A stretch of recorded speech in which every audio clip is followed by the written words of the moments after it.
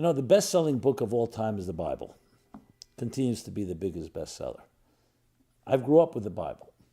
The Bible remains the first book of all major religions. Judaism, of course, Christianity, and Islam. And the heroes and the personalities of the Bible, Adam and Eve, Abraham and Sarah. You have Isaac and Rebekah, Jacob and Leah and Rachel, characters like Moses and Aaron, but also characters that include Abraham's children, Ishmael and his son Isaac, as well as Isaac's children, Jacob and Esau. These are ancestors of the peoples of our time. So I wanted to address, talking about the spiritual front, that people ask the question, what is this war about in the first place?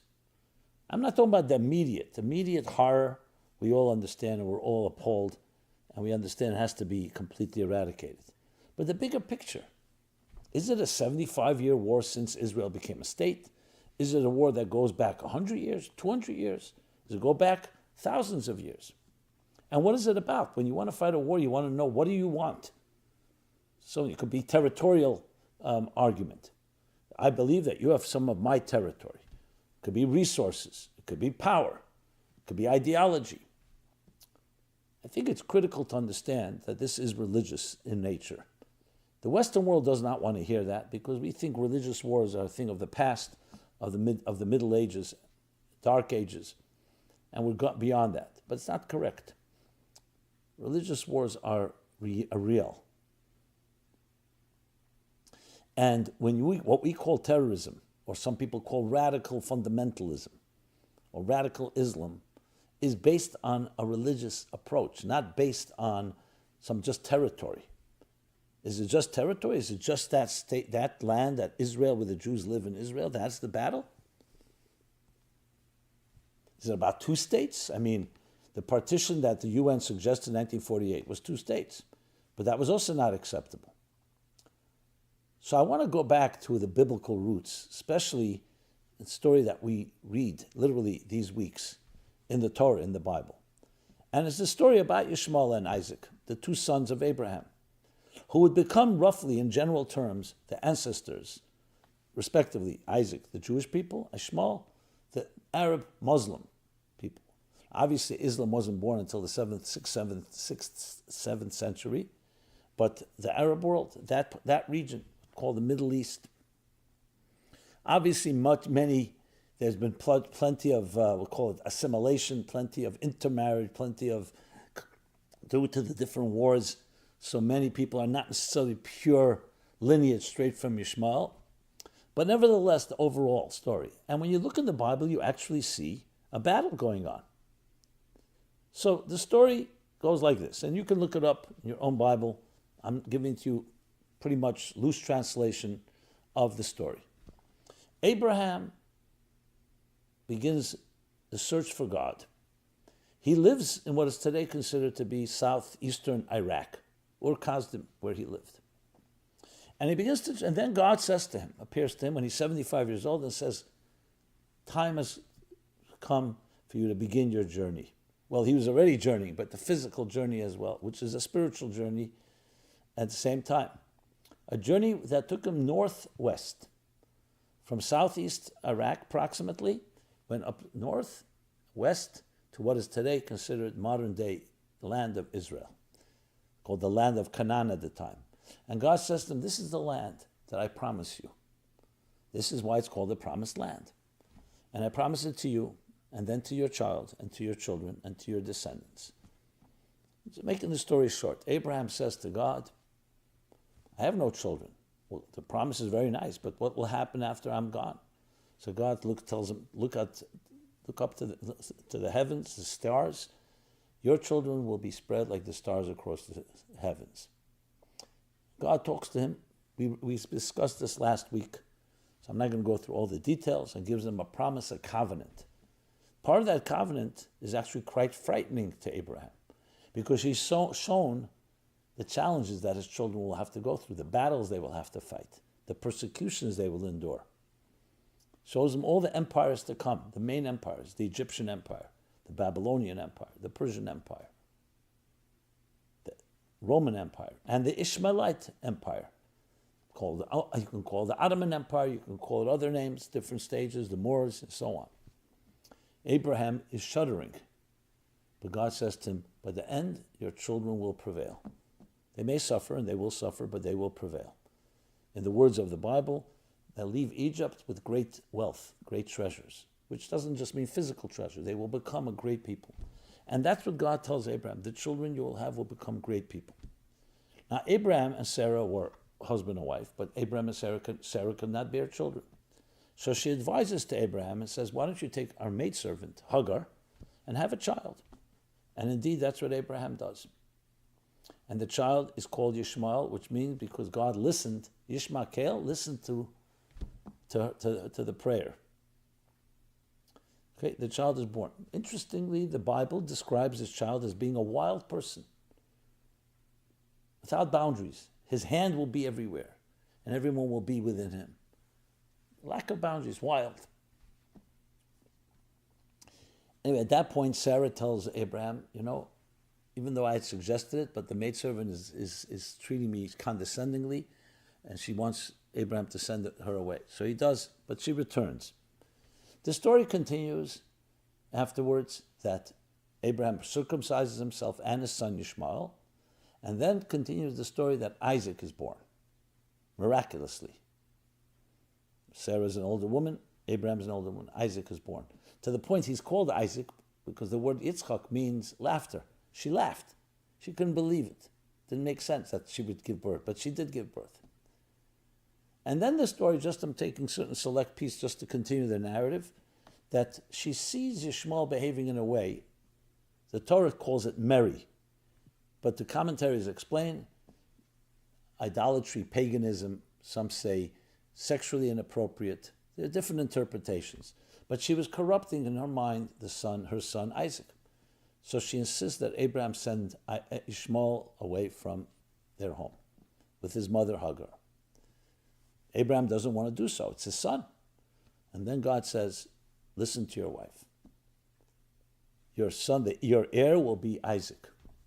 But Ishmael is also your son, and he too will be a great nation with multitudes. This is what we're told. So what exactly was going on here? I mean, this is both Abraham's children.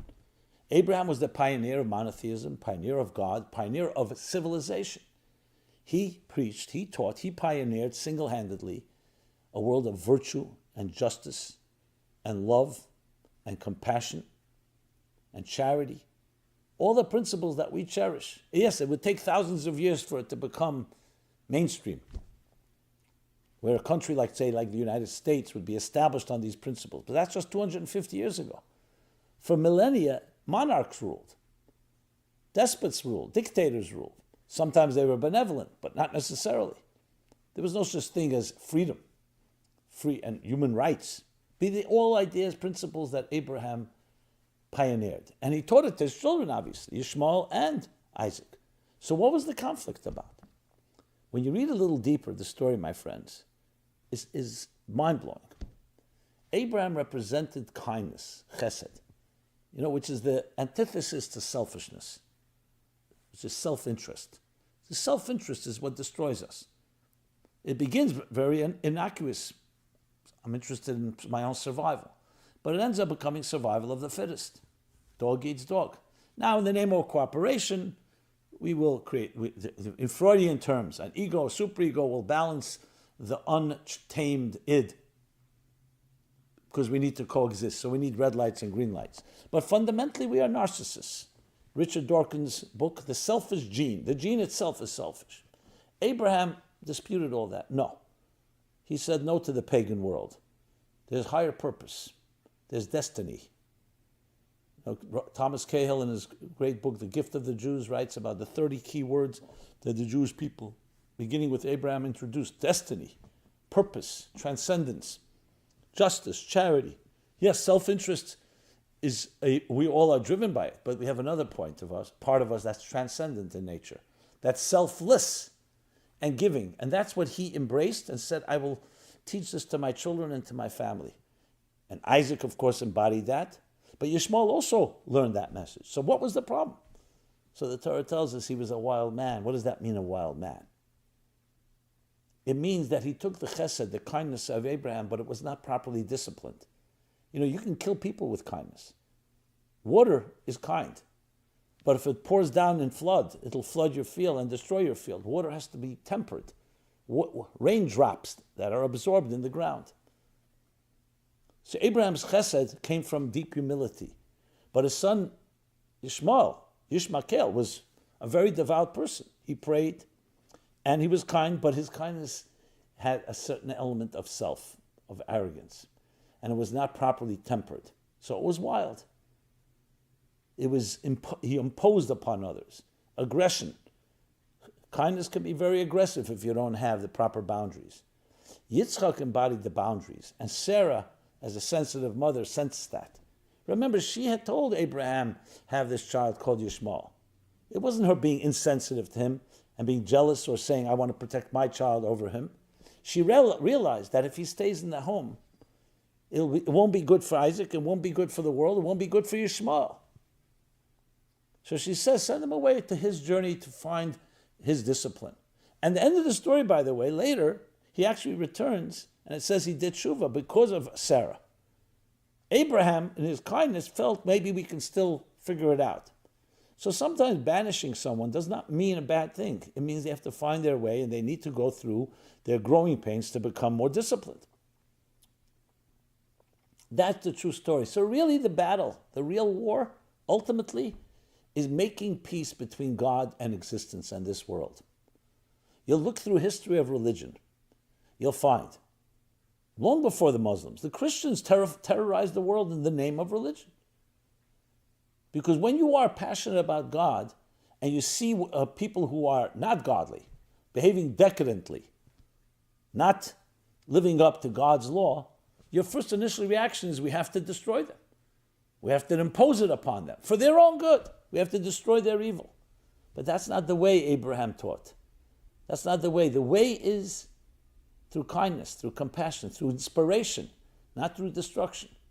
So religion can be a terrible weapon if it's weaponized because it's in the name of God. It's a holy war, a jihad.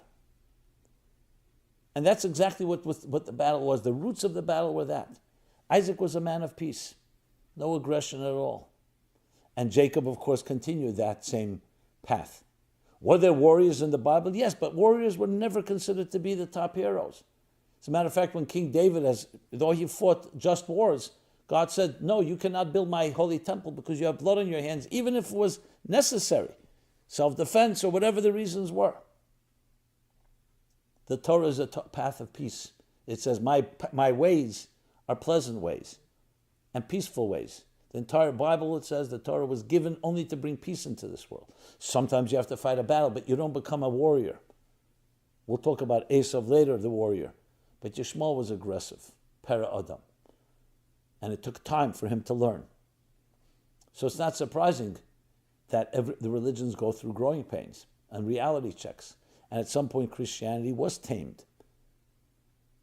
The United States is a good example. It's not a perfect country, but its principles that all men are created equal, all people are created equal, endowed by God, by the Creator with inalienable rights, the basis of any healthy civilization. These are Abrahamic principles. And the Jewish people were the journeyers through history that brought this message from Abraham. But Ishmael is also a son of Abraham and is also blessed. But you need to learn. You can fight in the name of Allah, Allah Akbar, and God, but it has to be through inspiring, not through killing. No matter, even if you find people who are infidels and decadent. So one of the fathers of Muslim fundamentalism, Sayyid Qutb, Qutb, he advocated that, violence, because Islam is now the chosen people, and the Jews and Christians fell out of God's favor. That's why we need to control Israel. This is not a war over land per se. It's a war over who controls the land. And it has to be Islam. Look at the constitution of Hamas, and you'll see everything I'm saying. But it's still with a mistake that it's through aggression, through violence, and not tempered properly with a proper humility. That's not about you. You cannot be the one that represents God and says, I will kill God's other children because I think I'm right. So the end story, my friends, will be one of peace. And that's what we're fighting for.